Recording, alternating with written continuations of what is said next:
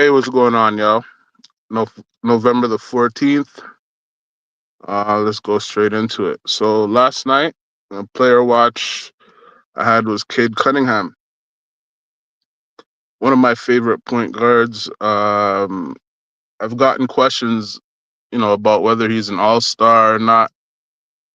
I mean, if you look at the numbers he's putting up this year, I think uh, everything is showing itself. Like if you just take a look, it's pretty much a triple double threat every night. He's like he's close to a triple double. Last night he had 35 points, 7 rebounds, 11 assists, got 2 steals, 3 blocks, went 13 for 24 from the field goal, 5 for 10 from the 3 point, 4 for 4 from the free throw. I mean, that's a nice clean game in my opinion, you know. Um 50% from the field goal, 50% from the three, perfect shooting at the free throw line. Uh, they did lose. I mean, and they did get the game into overtime. The Pistons just by playing good basketball. They played really good basketball against the Bucks. But at the end of the day, and Giannis got a 60 piece, pretty much 59 points. So Giannis went off last night. But Cade Cunningham looks good. I mean, he's a 6'7" point guard.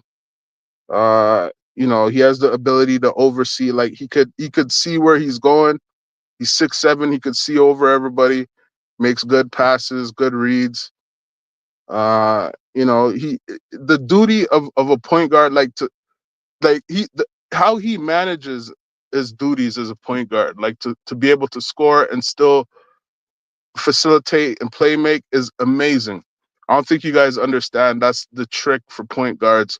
Back in the day, a point guard's uh number one mission was to play make and get others involved, and if he could score he would score. But now, especially a point guard like Cade Cunningham, who could play the two, a lot of times they'll shift into playing the two, so he could score and he could facilitate at the same time, grab rebounds, and he's not a bad defender. So Cade Cunningham is someone you better watch out for, and I think it's safe to say he'll probably make the All-Star this year. The Whether or not the Detroit Pistons are in a playoff hunt, I think he deserves to be get a nod for an All Star this year. So yeah, so Cade Cunningham killed it last night, even though the Pistons lost by a little bit in overtime. And his 3 point shooting, I mean, Cade Cunningham has really improved at the 3 point, and that just makes him even more lethal.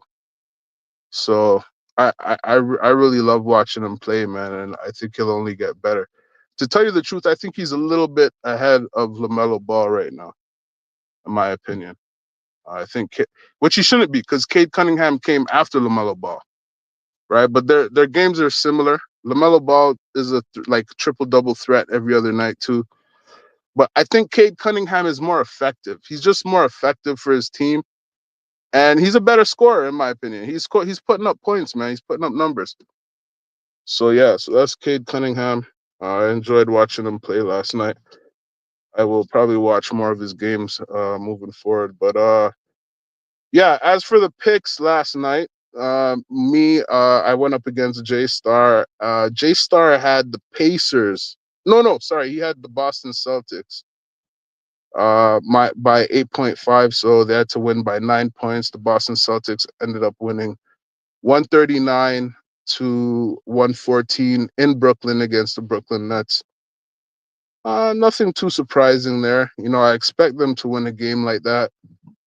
Like I said, I think, what was the other game I seen? I think the other game I seen was in the in-season tournament. Who'd they play in the in-season tournament, man? It was just the other day. I think, was it Atlanta? Yeah, it was Atlanta, and they lost a terrible game to Atlanta with no Trae Young. So Boston, I don't know yet, man. I don't see them as a dynasty. I don't think they'll be able to win another championship the way they're playing right now. Maybe if Porzingis comes back, maybe. But yeah. But good, they got a good win last night. We'll see how they do moving forward. And J Star got his win last night. So I believe he's 1-1, and I'm 0-2 right now because I had the Pacers by 1 against the Magics. I doubled back. I spin the block on the Magics, and I got beat again. So uh, and that's gonna go into my topic. But I thought without Paolo Banchero, plus I'm not really too fond of the Magic's roster. I don't know if KCP's playing right now. He should be, but I wasn't too fond of their roster, especially without Paolo Banchero. So I underestimated the Magics twice. I got beat twice by the Magics. And not only did they beat me on the spread both, they won both games, right? So that's big for the Magics and for who I'm going to talk about next, which is Franz Wagner. Franz Wagner, man. He's been killing it. He's a big reason why I've been losing going up against the Magics. Last night he had 29 points, 3 rebounds, 6 assists, got a steal and a block.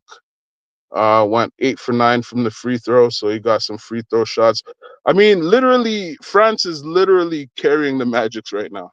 I mean, the second leading scorer in that game was it Batadz, their center?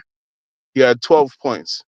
So it was Franz Wagner, 29 points, and the next leading scorer was Batadz with 12 points. So France is literally carrying that team. And it's good to see because it shows you that they kind of remind me somewhat of the Celtics, like with how you got Tatum and Brown.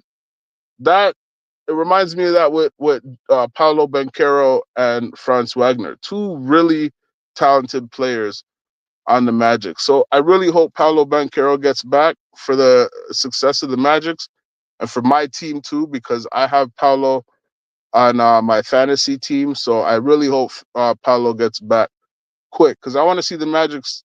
I think the Magic could really make a run for the finals, but they need everybody healthy. Even Jonathan Isaac is playing pretty good, man. I think he got 3 blocks last night. He looks good out there. So the Magics are better than I thought. Like I said, they beat me twice, and I won't underestimate them again. All right, I'm gonna make sure of that. So yeah, so shout out to Franz Wagner carrying the Magics while they are waiting to get Paolo Banchero back. All right, so that's good. That's good. That's good for the Magics. Even though I lost, and I went with the Pacers. I like both teams, right? I don't know what's going on with the Pacers because the Pacers got a full roster, even down to Benedict Mathurin coming off the bench. So I don't know what's going on with the Pacers, right? They got Siakam, they got Halliburton, they got everybody there. Even Obi Toppin, and everybody was there to play. So I have no clue why they couldn't win that game against the Magics. Maybe it's the home court advantage that just gave that. But like I said, literally, Franz Wagner beat the Pacers pretty much by himself, pretty much, right? Which is crazy work right there. So yeah, so shout out to the Magic. The Pacers really got to step it up though, man. So yeah, so that's pretty much all I got. So the picks we got for today.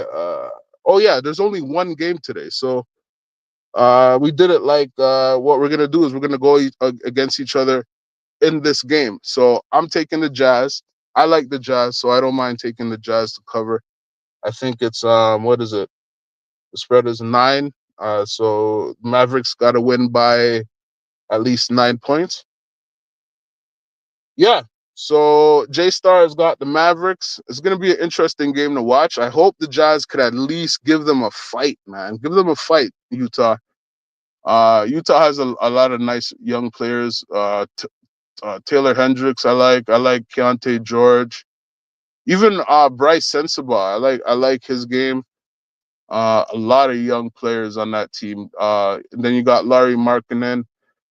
It's a team that I like. I really like their team. So we'll see what they could do, man. We'll see if they could give the Mavericks a good fight tonight. And the player watch, we're watching the rookie. So I guess you could say it's the rookie watch tonight. It's going to be Cody Williams. All right.